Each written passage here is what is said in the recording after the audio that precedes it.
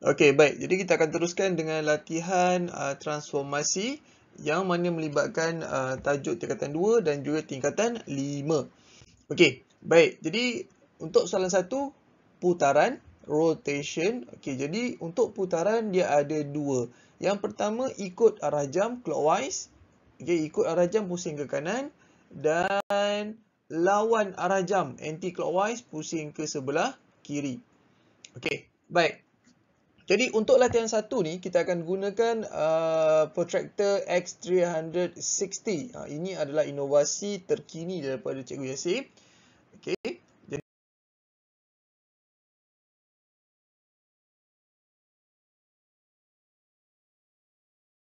Jadi soalan 1, tentukan koordinat imej untuk yang berikut. Okey, arahan dia putaran 90 darjah ikut arah jam pada pusat 24.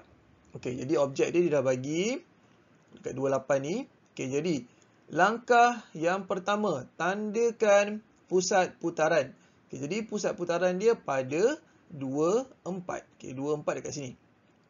Okey, jadi sekarang yang kedua, sambungkan. Gariskan pusat ke objek. Okey, pusat ke objek garis.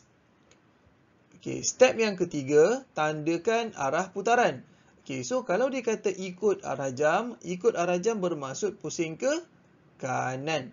Okey, jadi kita buat, ingat, objek yang bergerak.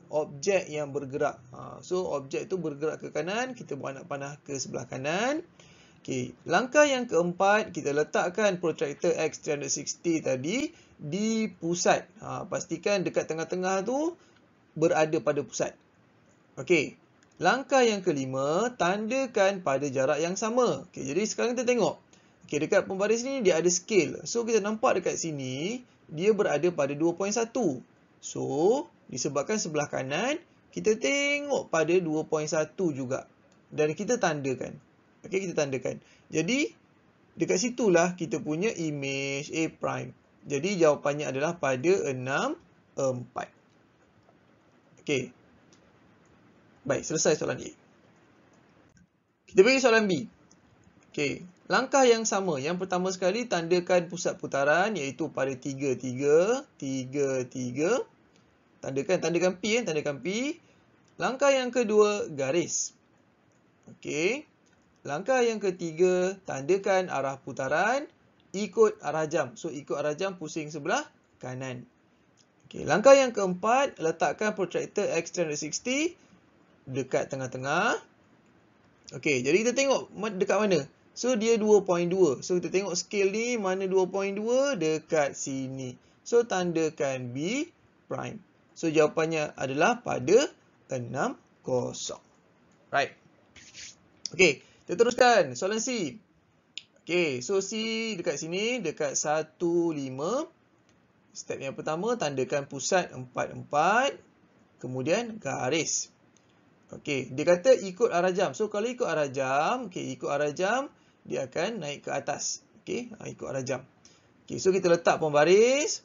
Okey, so dekat kedudukan dia yang mana? 1.6. So, kita tengok mana 1.6? Dekat sini. So, kita dapat jawapannya adalah pada 5, 7. Okey, 5, 7. Okey, next. Soalan D. Okey, jadi pusat dia 5, 4. 5, 4. Garis. Okey, sama juga ikut arah jam. Ingat, objek yang bergerak.